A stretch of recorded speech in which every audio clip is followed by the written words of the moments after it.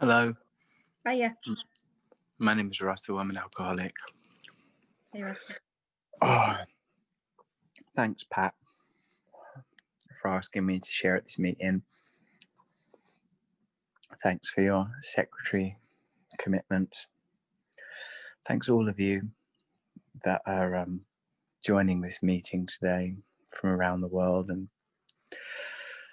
those of you in Dublin, the physical home of this middle of the bed meeting. Middle of the bed with 1,000 people. What a lovely way to spend a Monday evening.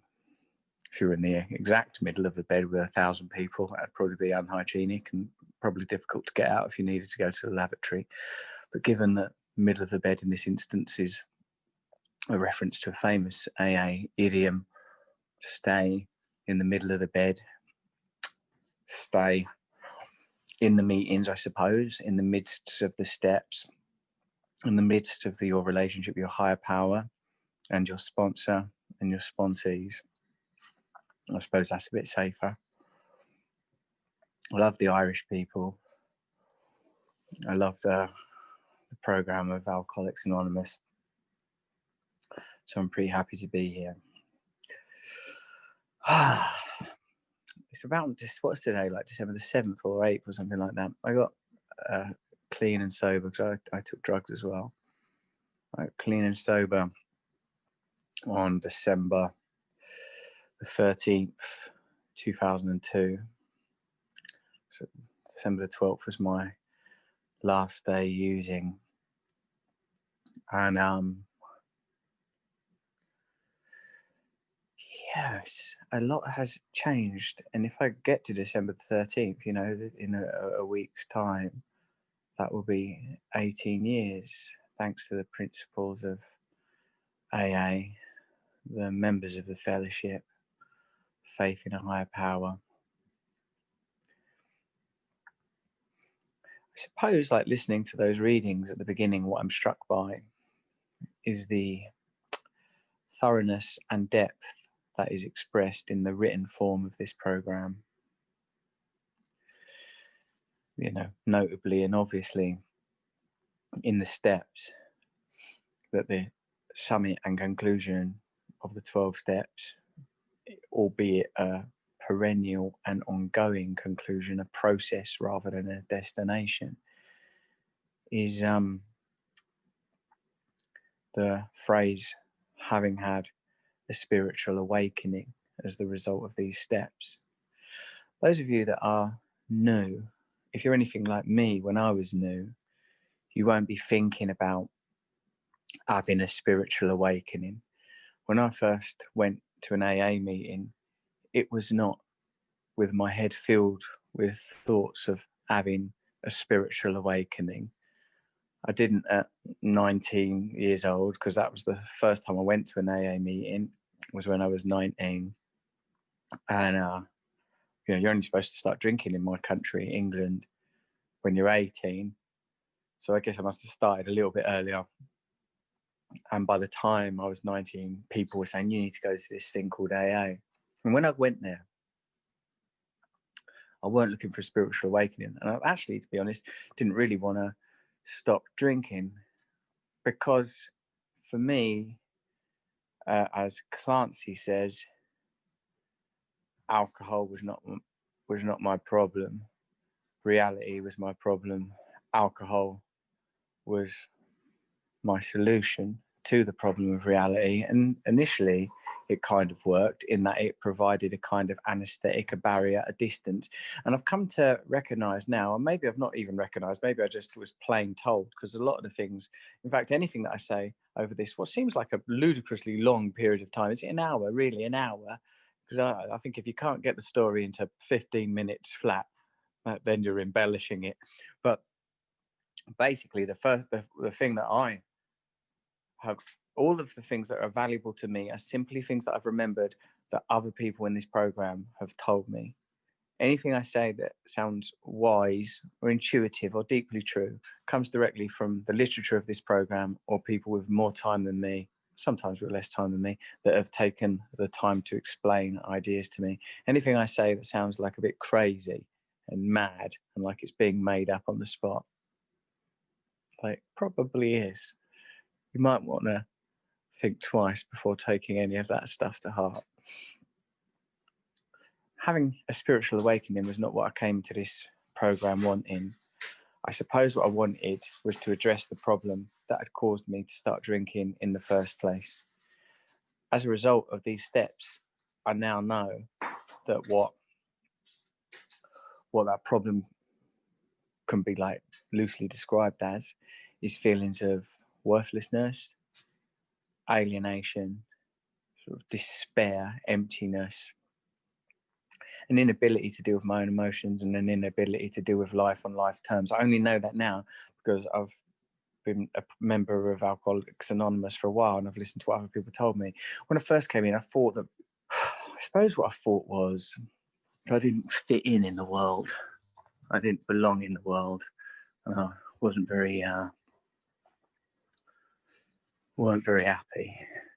And thinking about it now, it addictive tenacity. Like when I was a little kid, the way that I used to eat bars of chocolate was pretty intense. You know, I used to eat chocolate with a great deal of passion, and I can still do it. If anyone ever gets me like one of them boxes of Roses or a good box of chocolates, for the Americans, Roses is a kind of very British and indeed Eurocentric type of chocolate snack that's like comes in individually wrapped treats. Well, like now, if there's some of them in my house, I have to have a little ongoing negotiation with them, like whether or not I'm going to eat one, or whether I'm going to eat 1,000 of them, or whether I'm going to eat the whole box. And when I was a little kid taking on a packet of biscuits, I did so with some enthusiasm. What I'm saying is even before alcohol or drugs, it was clear that I had a problem. I'm thinking about it now, the sort of clinginess that I had with my mum was similarly an indication that I was looking for outside things to make me feel better about how I am, you know? Like most things that I've done in my life, I've done with a kind of, I suppose you could say, a kind of devotion, a kind of dedication, a kind of committedness. I suppose like that what is spoken of in step 12, having had a spiritual awakening, in a way, it was obvious that that was the problem. It was obvious that I needed a change of perspective. I needed a radically different way of looking at reality. But anyone that's new on this group, on this page, on this meeting, if you're anything like me, all you'll be thinking about is, well, probably you might be thinking, I wish I could drink a bit more safely without the negative consequences of my drinking. Or you might be thinking, I wish I didn't have to feel so worthless and empty. And I've spoken to a lot of alcoholics and drug addicts over the years, and one of the things that I've found to be relatively consistent is that behind the facade and variation of like endlessly variable habits and practices are feelings like emptiness, loneliness, worthlessness, and inability to trust people, not wanting to be on your own. Most alcoholics I've spoke to feel that way deep down, and most alcoholics, and speaking for myself, I was trying, that's the problem that I was trying to deal with. That's the problem that I was trying to solve. First, I reckon through as I say, through the way that I was eating food when I was little, then when I was an adolescent, through pornography, through being really clingy in relationships, by living endlessly in fantasy, by watching TV the whole time. And then when I first had a drink, that just felt like a much more effective means for dealing with the way that I feel. It escalated pretty quick, my alcohol and drug use, and was sort of like, anybody that's sort of ever like read a sort of a leaflet or a government pamphlet about problems with alcohol and drugs would kind of recognize the shape that my own problems with alcohol took. It got out of control really, really fast. It escalated really, really quickly. It got worse and worse. It was not something that I could control. And like the problems that it caused for me got worse and worse really, really quickly.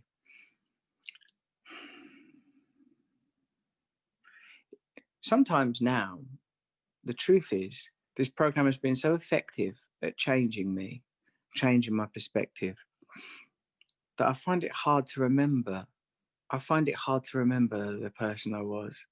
I find it hard to imagine how desperate and unhappy and lonely I was. Not that I don't still feel pain, not that I don't still feel suffering, not that I don't still feel inferiority and inadequacy. I always have a lot of material to take to the meetings that I attend. I sometimes go to men's groups, so I find that very helpful. I pray and meditate every day. I sponsor other people, and I have a sponsor. I read the literature every day. I like that 24 hours a day, that little black book. I read that. But, you know, sometimes I can forget how severe and serious it was. I'll give you a little rough idea, just, to give you a, because I'm sure there's people in here with a lot more, being there, that there's a lot of people on this meeting. There'll be, I reckon, about between 30 and 50% of the people in this meeting will have more time clean and sober than me. I've got, 17 years, 11 months, 3 weeks. There'll be people whose drinking and using caused them to have worse consequences. Maybe they used and drank more and had worse consequences. I am in about the middle of the bed. In fact, the first diagnosis I ever received from the first 12-step person I ever met said, yeah, he's a bog standard alcoholic drug addict. That's how he described me when he asked what I was drinking and using, and I explained it to him. And when I explained my feelings and the way I was acting and the consequences. For me, like for the drinking, I just drank strong, cheap alcohol, and I drank all day. What I noticed is that I felt nervous if I had to go to job interviews or if I had to interact with people. I found I got very, very shy and awkward and afraid. And I noticed that if I drank sort of like, I don't know, a quart of some white spirit, vodka, tequila, gin, the kind of stuff that's like a bit off brand, we're not talking good quality gear here, cheap, filthy stuff. If I put that away, I'd be all right. I'd be able to interact with people and feel like relatively confident, And then I remember thinking after like going to a job interview, like drunk, I thinking I'm going to do this all the time because I can cope with life like this. And that is what I did. I'm a performer. So like job interviews for me normally involved like sort of showing off and that, but it used to really, really make me nervous. Like I remember doing something once at a party. I was like performing at a party once. I felt very, very nervous about doing it. It was in a pub in Chalk Farm in North London, and they let those of us that were doing this performance prepare in the room where they kept the bottles of vodka, some cheap off-brand vodka that they would replace the Smirnoff vodka that they had up in the optics with some lousy thing. Kept boxes of it there by the litre. I nicked one bottle for later, gave one to my mate Mark. He was a dedicated alcoholic like me before we even knew what those terms meant. And and I drank it. It's like if you drink a lot of alcohol very, very quickly, like there's a sort of a 10-minute grace period where you think, I'm a badass, I can handle this. I sort of drank that litre of vodka, had about 15 minutes where I felt like I was Oliver Reed or some sort of badass. And then just as I got onto, like, stepped out in front of the people in this pub to do this little performance, it was only about 50 people, do you know what I mean? It was no big deal. Like, it hit me like a juggernaut in my mind. And like I really went for it. I felt very, very ill at ease. Like some of the people weren't listening. I like took a glass from the bar, smashed it, cut myself with the glass, started offering people out, causing a lot of ramifications. I went unconscious. The next thing I knew, I was being slapped around the face by a girlfriend of mine, like out on the street. Then the next thing I remember after that is I was in a friend's house. I pissed myself on his sofa. And like I left that situation and went and I just left that house and went out and tried to score drugs immediately. I never considered it possible that you could live life without drinking and using every day. It's all I did. It was my whole identity. My whole identity was that. Towards the end of my drinking and using, the problems became more dense. Like it became like that there was something went wrong, like about once a week, then about once a day that I would be either injured and would have to go to hospital, or would have a fight, or would get arrested, or would like lose a job, or lose an opportunity, or lose a relationship. The crises and calamities were quickening up. It was becoming faster and faster. This thing that I'd thought was the solution to my problem quickly made the problem a lot worse. The problems were now, and I would never have been able to tell you this at the time. I can only tell you this now because I've been educated by people with more time and more experience than me. The problem I had was I felt disconnected. I felt purposeless. I felt like life had no meaning. Now, these problems are all spiritual problems. And when you think about it, even people that don't drink alcoholically, why are people drinking that don't drink alcoholically drinking? Because they want to feel better. The reason I drank is because I wanted to feel better. I wanted to feel better about me being me. I wanted to feel more connected. And for a while, it felt like it was doing that job. And for a while, it felt like it just shut down my awareness of how bad things were. I told you, like I was like I'm a performer or whatever. I used to think it made me better, and then I realized it just made me not aware of how shit I was. That's what I started to realize in time. It shut down the awareness of how bad things were. It escalated, and the sort of places that I found myself were deteriorating, and the people that I was drinking and using with were like, criminal and destitute. And that's what I was fast becoming also. As I say, I was getting arrested, hospitalized. I still have, like, on my left leg here, I still carry this injury from a time I kicked my way through like a glass fire escape door in a car with the security at a venue I was working at in Scotland. I was always getting myself into like fights, like talking myself into situations that I really, really couldn't handle, that I really, really wasn't qualified to deal with. And this injury on the leg was one such. My dear friend Martino, who's dead now, when he visited me in the Edinburgh Royal Infirmary, said, when he saw this leg, you better get used to telling that story, because you're going to be telling it every time you wear short trousers. There's a scar like runs up the calf and up the shin. And when I was in the hospital bed having the glass removed from the bone and the cartilage, they said to me, like, if that had gone an inch, I don't know, to the left or the right or whatever, that there's an artery or something there, and they would have had to have amputated at the knee. And that, like, I was still trying to score in the hospital. I was drunk when that happened. The worst things happened to me when I was drunk. I was drunk most of the time. It became my whole life. It became devotional. You see, like how it says in the 12 step, carry this message to newcomers and practice these principles in all our affairs. Well, I did practice the principles of being an alcoholic, an active alcoholic, in all my affairs. I was drunk all the time. All of my decisions were made on that basis. I handed over that step 3 in this program, made a decision to hand our life and our will over to the care of God as we understand God. I handed my life and my will over to alcohol every single day. Any situation I was in, alcohol can handle this situation for me. If I'm nervous, if I'm afraid, if I'm heartbroken, if I'm excited, if I'm happy, if I'm sad, alcohol was how I was going to handle it. I think this word means spirit. It's a Arabic word, al-Qur. I think the magic or something, isn't it? Someone on here will know. It's the sort of fact that gets bandied around in these type of rooms. Look, what I'm saying is it was the center of my life. I was devoted to it. I was dedicated to it. And one of the things that I think is crucial if you are new is the seeds of my sobriety were present in my drinking. The attributes that I require to be a man in recovery were already present when I was drinking and using. I was committed to it. I'm 100% committed to it. It's not an option. There's no situation that is for me not appropriate to drink or using. Like funerals, weddings, christenings, at work, doing driving lessons. I thought, I was 17, but then I was like, well, I'll always be drunk when I'm driving, so I might as well do the driving lessons while drunk. That way, I'll have learned it in this state, and it will never be a surprise. I didn't get my driving license till I was 35, so it's only a partially successful method, I would say, for learning to drive, the drunk driving method. Yeah, I was. What I'm saying to you is that it was everything to me. I was drunk all the time. In fact, when someone heard that I had like I think it was like I was on a few weeks, maybe a few months sober. My mate told someone, "Oh, Russell, he's sober now. He doesn't drink or use." And she said, "What does he do then?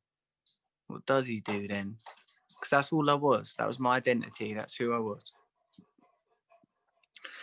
I went, "You're not required. What's your story?" "Oh dear. No, I'm afraid I'm busy. You can't participate." So like, I was lucky enough to go to a treatment centre. It was a 12-step treatment centre. And what they taught me was, you don't drink one day at a time. You're going to need to do all these steps, and you're going to need to attend these meetings for the rest of your life. I sort of thought there would be some special and different way to do it. I really did. But it turns out that there isn't, that there hasn't been. That for me, all of our stories vary, you know. Some of our consequences were worse. I haven't been to prison yet. I haven't been to a lunatic asylum yet. It hasn't killed me yet.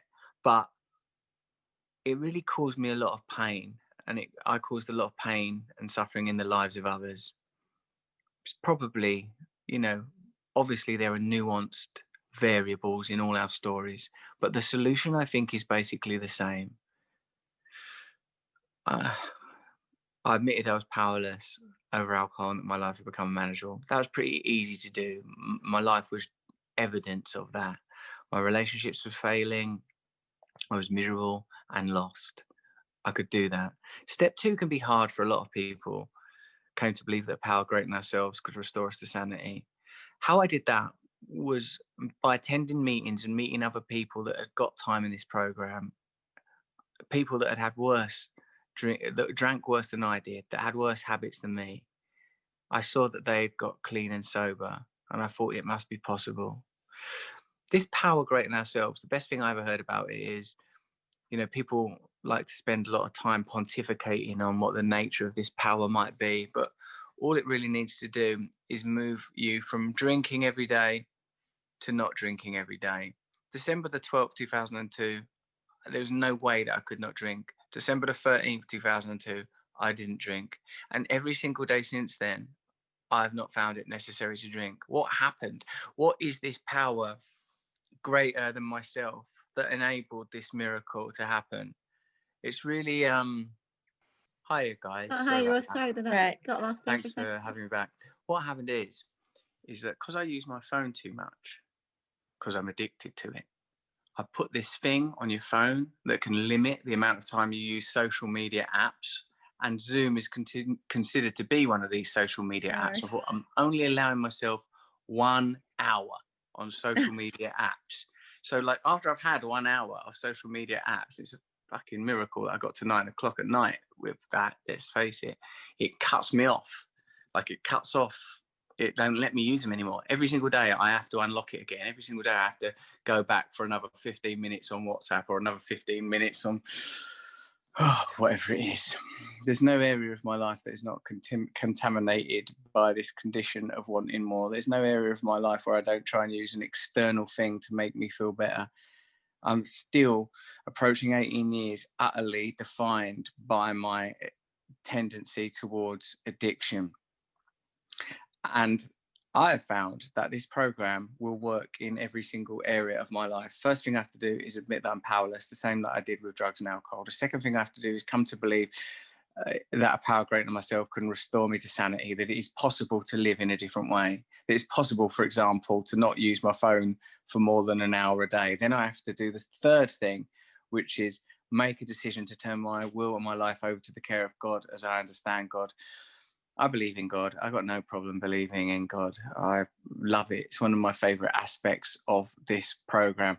How it works for me in a practical sense is I follow suggestion. Like another thing that I heard was very simple in this program from this guy called Tim, who runs a wonderful resource called First 164 blog. It's a fantastic blog. You should Google it. First 164. Like if you Google that, it's the first thing that comes up. He said that step 3 made a decision to turn our will and our lives over to the care of God. All that really needs to mean is that you now do step 4.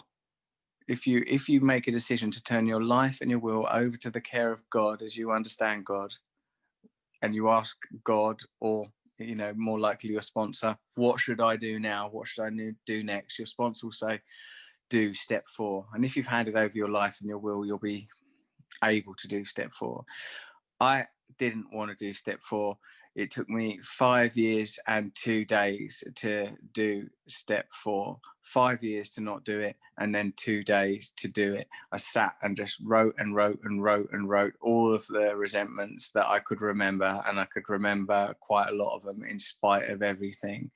Step 3 for me enabled me to get beyond the patterns and habits that had governed my life. And what we're talking about really here are habits and tendencies. Firstly, and most obviously, a tendency to drink alcohol. But anyone who's read the Big Book or the 12 and 12 or any of the other affiliated literature will surely testify that what is being spoken about in those pages is our tendency to grip to self-centeredness, our tendency to lose ourselves in the ego, in our individualism. Self-centeredness is the root of our dilemma.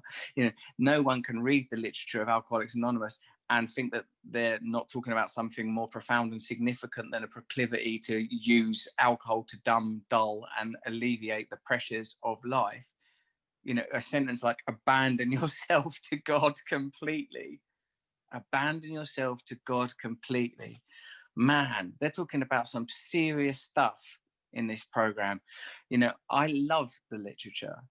I love it. I think it's a masterpiece. I think Bill W. is a modern prophet that, and in his white light experience, received a download of something extremely profound. I think the 12 steps is nothing less than a code for altering consciousness. And it's good that it's the likes of us, desperate, hopeless people that cannot fit in with this world, that get to be the pioneers, like the animals heading to the high land in the hurricane, like the animals that know the flood is coming. Those of us that are desperate, those of us that are lost, those of us that simply cannot cope with life on life's terms. We have no choice. Either we have to drink ourselves to death or we have to have this program. One of my favorite bits in the literature is it says the choice to live a sober life or to die an alcoholic death. I know, not the choice whether to live on a spiritual basis or die an alcoholic death is not an easy one. I love that. Oh, man, that makes me die. Like shall I live a spiritual life or die an alcoholic death? It's not an easy decision to make, because there's alcoholic death over here, and then spiritual life. Who wants to live a spiritual life, caring about others, being of service, being kind and compassionate, not living constantly in the ego? I heard someone say in a chair once, I'm addicted to myself. That's what I'm addicted to. I'm addicted to thinking about me all day long. What do I want? What can I get? What can I do next? So for me, step 4, the inventory part of this process, and just to recap: 1, I've got a problem. 2, it's possible to not have a problem. 3, on my own, I won't solve this problem. I'm a fucking idiot. I'm going to have to ask for help. But once I've taken those 3 steps, time for some serious work. Inventory everything that's ever happened. That's what I had to do the first time. Every single resentment I can remember, every time I've ever been jealous, envious, prideful, any time that I've ever had my heart broken, any time I've ever treated anyone else badly, page after page of this stuff scratched out in column after column. Exhausting process. Then step 5, I shared it with my sponsor, and that did a remarkable job for me. Step 4, it was not an empty exercise. Like sometimes when you're doing these things, you're doing them because someone's told you to do it, and they never really get that effective. Step 4 really gave me a different perspective on my life. Step 4 told me why it was necessary for me to drink and use drugs, because I was in so much pain, because there was so much stuff I was ill at ease with that I couldn't cope in the world. I couldn't cope with the world. Step 5 alleviated the shame that I felt. Any alcoholic I've spoke to at length, they experience a great deal of fear and a great deal of shame. Shame, the idea that there's something fundamentally wrong with me, that I'm dirty, worthless, broken, that if people knew me as I really am, they wouldn't love me, they wouldn't care for me. After I finished that step 5 with my sponsor, old school guy he was, sat there smoking fags, I mean that in the English sense, throughout the whole process. The most terrible things that I could remember when I told him, yeah, that's no big deal, I've done something like that. Things that were so trivial, I couldn't believe that they'd stayed in my memory. Things that happened to me on sports day when I was 5 years old were in there with the most devastating examples of humiliation and sexual abuse that I've been on the receiving end. All of this big swirl of stuff, none of it made a bit of difference to him. It was all the same to him. He identified with most of it. And I felt unburdened, and I felt that shame shift, and I felt this inability that I've always felt to connect with other people start to thaw. I felt a connection. I once saw this beautiful documentary about our fellowship where Dr. Bob, the co-founder, speaking of his first meeting with Bill W., said that after he'd listened to the younger man, this scoundrel, vagabond, stockbroker, drunk, by then a sober man, explain the nature of his condition at a meeting at Dr. Bob's house, where he told his wife, just after 15 minutes, come in and cut this dude off and get him out the door, because this is going to be boring. I've got a bad feeling about it. And the men spoke all night at the first ever AA meeting, drinking coffee after coffee. He said, Dr. Bob said that after listening to the man describe his disease, to describe the way he felt, to describing the thoughts that went through his head, he said, oh my God, you have it too. You have it too. And he said, something passed between us. Something passed between us. When we hear one another share vulnerably, when we hear each other not posturing about, oh, I'm great, I can do this, I've got that, I've had all these achievements and these successes. When someone says to you, the way that I speak to the men that I'm honoured to share my home group with, we talk about our feelings of inferiority, our feelings of inadequacy, our shame, our guilt, and the way that we're processing it. And how do we process it? We process it through this program. We admit there's a problem, we believe it can get better, we become willing to accept help, we inventory it, step 4. And when I unburdened myself that first ever time that I did step 5 with my then sponsor, I felt alleviated and I felt somewhat cleansed. I did immediately nearly get arrested straight after that, because I also had some weird cathartic explosive moment in Malibu in Los Angeles, where I was at the time, where I'd done this process. Some people wanted to come in the house where I was. I go, you ain't coming in the house. I lost it. You know, you can still be pretty crazy. I can fuck my life up plenty good without alcohol or drugs in me. I've still got the gift. Anyway, I got through that little event. With step 4 and 5 done, we move on to 6. I become willing to remove my defects of character. My defects of character are revealed to me by undertaking this inventory process. Now, I've written all this stuff down now. All that stuff that happened to me when I was a kid, when I got touched up, all the things I've done that I'm ashamed of, it's all down on paper. It's all been broken down. I've looked at what it is in myself that caused me to do that according to the big book method. That's the way I've done it. Old school, OG technique. Having explained all this stuff, shared all of this stuff, I can now have an honest look at what's up. And I discovered, I was shown that I had some pretty serious defects of character. The defects of character are the emotional programming that underlie our alcoholic tendencies. I was taught that these are some good examples of it: pride, self-pity, self-centeredness, selfishness, intolerance, impatience, greed, gluttony, lust, dishonesty, arrogance. And like, every time I was explained, and like it says in the 12 and 12, anytime that I've got a problem with someone else, there's something wrong with me also. This state of spiritual enlightenment, spiritual awakening that we are pursuing, according to step 12, means a state of freedom. Like the promises say, and like the great Sandy Beach, God rest his eternal soul, one of the great AA speakers, check that dude out. Like he says, look at the language in the promises. Self-seeking will slip away. What happened to your self-seeking? Didn't you used to be a real self-seeking person? Yeah, I was really self-seeking. What happened? I don't know, it just slipped away. What about that fear of people and economic insecurity? It just left me. It fucking comes back, let me tell you. But like, what I'm saying is, I imagine someone once told me with the Old Testament 10 Commandments, you could consider it you could consider adding the prefix when you are awakened, when you are enlightened. When you are enlightened, thou shalt not steal. When you are enlightened, thou shalt not kill. When you are enlightened, thou shalt not commit adultery. You don't want to do none of that stuff if you're awakened. Same with the promises. When you are awakened, when you've done these steps, when you've thoroughly followed our path, like it said in the preamble there, fear of economic insecurity will leave you. And as Sandy Beach brilliantly points out, Doesn't mean economic insecurity will leave you. Fear of economic insecurity will leave you. You will intuitively know how to handle situations that used to baffle you.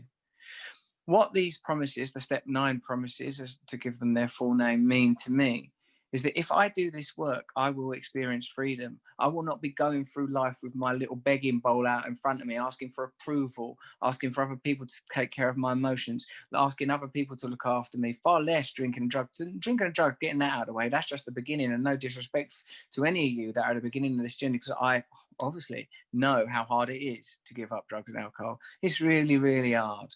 Once you've done that, though, you have to give up the person that needed the drugs and alcohol. And that's the process that is still ongoing for me, and the process that I'm finding most rewarding. I became willing to let go of pride. I became willing to let go of self-pity. It was described to me thusly: self-pity is indulging your own misery, tasting your own misery like wine, savoring your own misery, not just feeling sadness and grief because of the many difficult things that happen in the life of an individual and in the cycle of a planet and a society, but enjoying it, reveling in it, identifying it with it. Poor me, oh no, I've had such a tough time. Self-centeredness, that tendency to place myself at the core of everything. These are the things that I have to work with. I still experience them on a daily basis, but now I know when I feel them that they are a spur, a cue to change. Oh, I'm being really greedy.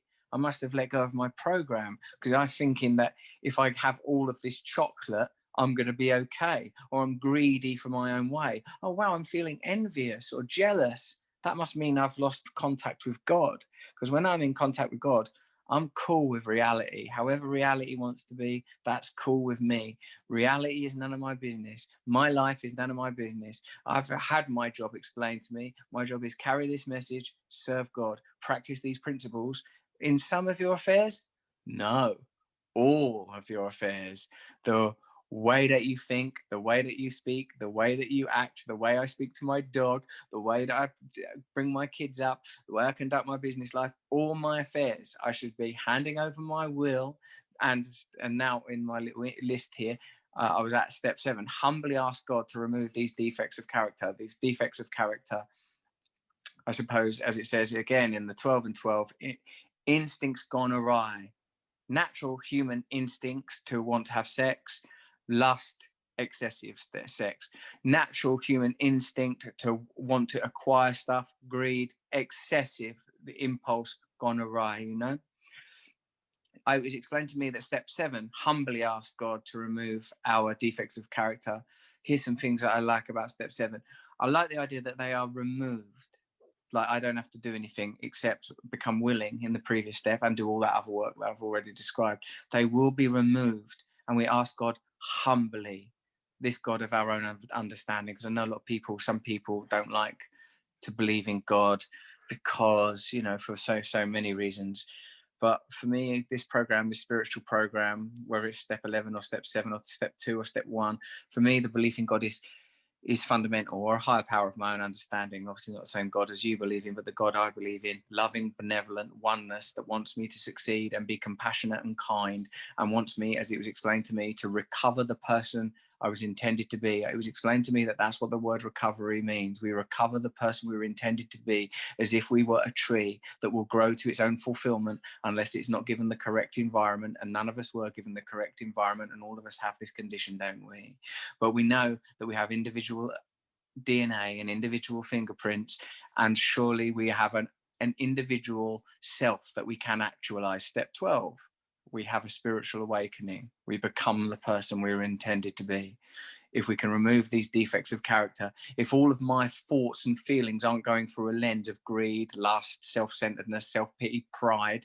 Pride, I was taught, means I have an opinion about what your opinion is of me. Thanks to this program, I don't care.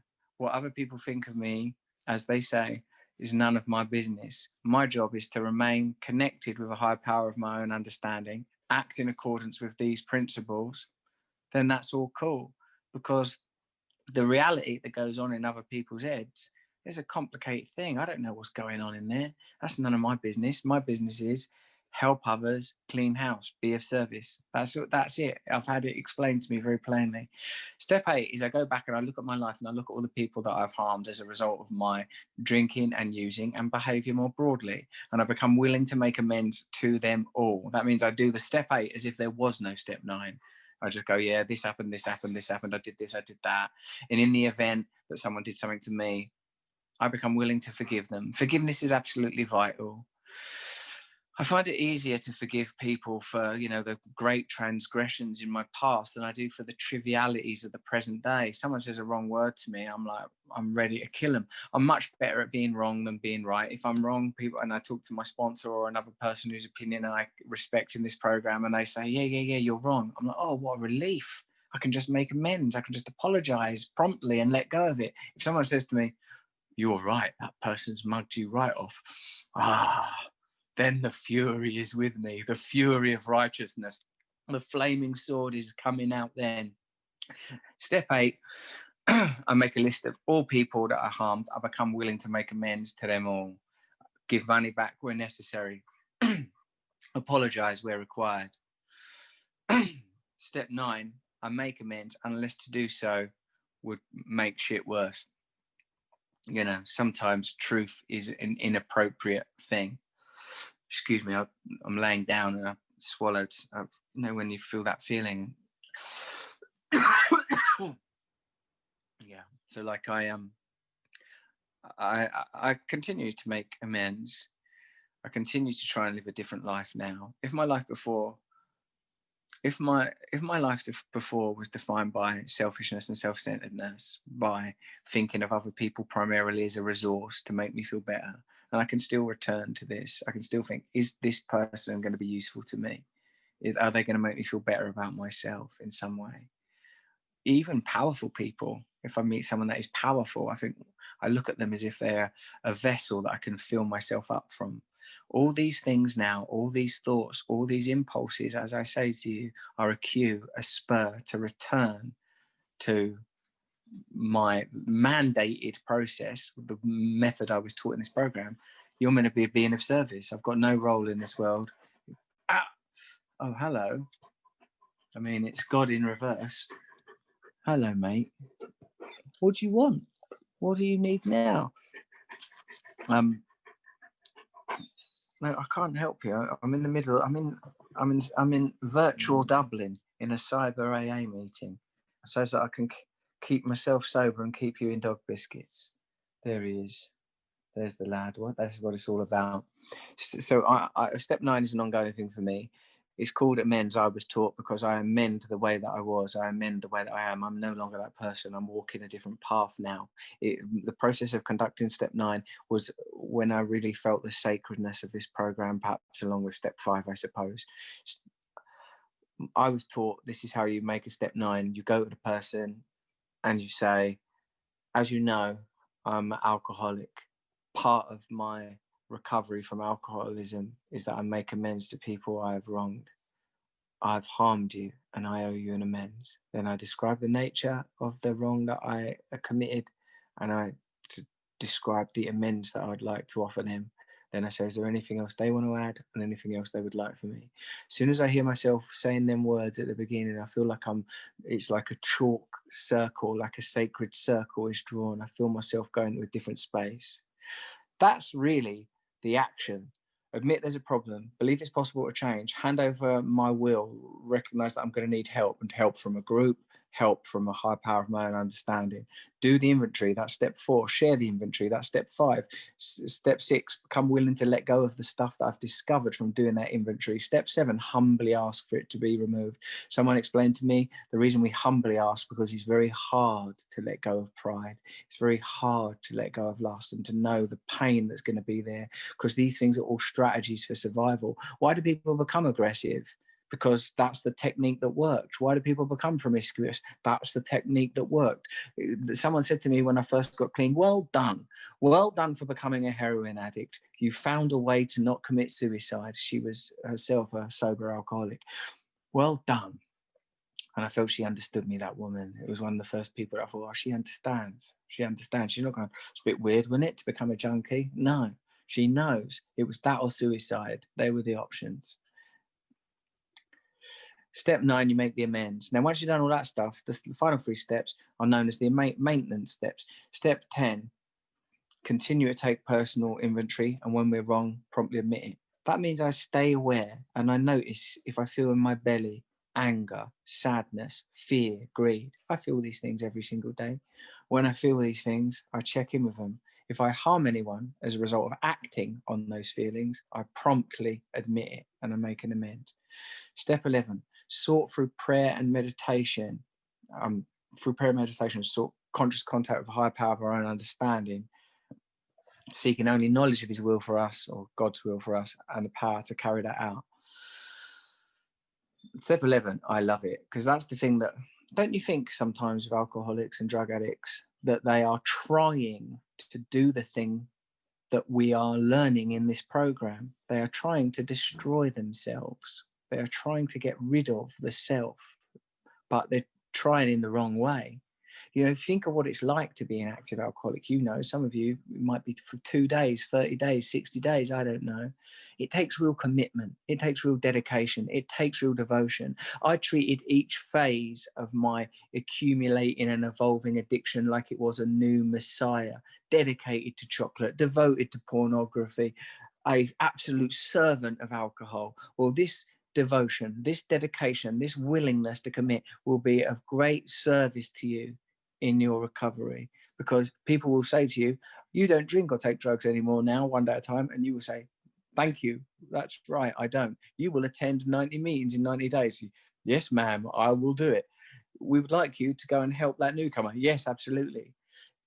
The more things you do that you don't want to do, as long as you trust the people that are telling you it, and they are people working this program, not just some random lunatic off the street. Because if you're listening to an alcoholic and what they're telling you hasn't come from this program, you're listening to a drunk, is what I was taught.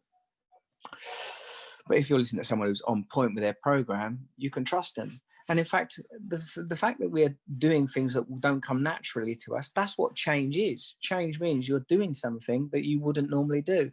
When I call up my sponsor saying, this thing's happened, this is what I'm thinking of doing, and he says, don't do that, do this, I do what he says. And that means I'm already changed. I'm a different person. Forget the neuroplasticity that must be inspired by not having all those chemicals in me. I'm making different decisions. I'm walking a different path, both neurologically and literally in life. New path, new direction.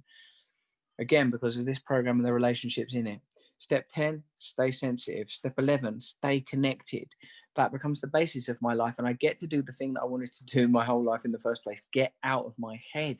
Be free from this thinking, this incessant thinking. Step 12, as I've mentioned many times over the course of this chat, I became willing to, I practice these principles in all my affairs and carry the message. So for me, step 12 is I do service at meetings. I look for ways to help people with drug and alcohol problems. And I practice that just for today card stuff, of trying to do stuff and then not tell anybody about it. Because even doing good things, sometimes I would do it because I want people's approval. Well, if I do good things and no one knows about it, then it's just between me and God. It's just between me and my truest, purest self. For me, the God is the God in the heart and in the belly, not an external, abstract God, the God that's talking to me all the time. As C.S. Lewis, one of the inspirations behind Bill W.'s construction of the big book, says, we all know when that voice in us says, you shouldn't have done that. You shouldn't have done that. He says, whilst cultures across the world may vary, in some cultures, a person may marry many people, and in other cultures, you may marry just one. There is no culture where someone is applauded for running away in battle. There's no culture where people are encouraged to betray their friends. There are some things that are universal. There are some things that are stitched deeply into our being. It's the God in my belly that I believe in, and I believe it's across all of us. I do believe that we're all connected. This program has taught me that we're all connected, and it's shown me ways to make the connections. This program has given me everything that I was looking for with drugs and alcohol: purpose, connection, a system to behave in compliance with, in alignment with, gets me out of my head through the prayer and the meditation. This is what I think. This program works. If you're having trouble, then I would run this checklist. What is your home group? What meetings are you going to? What is your relationship with your sponsor like? How many people are you sponsoring? Where are you on the steps? What part of the literature are you reading at the moment? What's your prayer and meditation like? If some of you're not doing some of those things, then that's where the problem is. If you're happy, then that's all great, because like it says in our literature, happy, joyous and free. Happy, joyous and free. And that more is going to be revealed to us. This I truly feel, that we are, this idea, 70, 80 years old now, since this great idea in its current form came into fruition. I think a lot more is going to be revealed to us. Being an alcoholic and a drug addict is the best thing that's ever happened to me. It's shown me we're all wounded. Alcoholics, drug addicts, non-alcoholics, drug addicts. We're all wounded. We're all damaged. For me, it was so bad that I had to find a solution. But the solution has been magic. Let me tell you now, 1 week away from 18 years, if I get there, I'm married, I'm faithful to my wife. And I don't just mean in a fidelity way. I mean, I'm her servant. I'm her servant. She got nothing to worry about with me. You know, I'm not trying to manipulate her or control her. Maybe a little bit sometimes, but I immediately think, oh no, stop being manipulative and controlling. Nothing to get there. I'm a father to 2 children. I live in the same house as them. I'm dedicated to them. I make mistakes every day. I'm human. You know, it's like kids. It's bloody exhausting, isn't it? When I come into this, I was living on benefits. I was a crack and heroin addict. Now, most importantly, I suppose, I have peace of mind. I'm not looking for other people to make me feel better about myself. I'm completely content. I'm completely happy. I see everybody as the same as me, not better than me or worse than me. And I'm just happy to be of service. I can't believe that something that was dreamt up in the United States of America in the 1930s can be so effective. It's unbelievable. It's unbelievable. I've met some of the most beautiful people in the world through this program. And I've had some of the best experiences of my life. Without this, I would drink and use. I don't know how quickly, because I get miserable pretty quick if I don't practice the principles of this program. So I'm very grateful. I'm very grateful to be just another alcoholic, drug addict trying to cope with this disease by using this program. I'll wrap it up there. Cheers, all of you.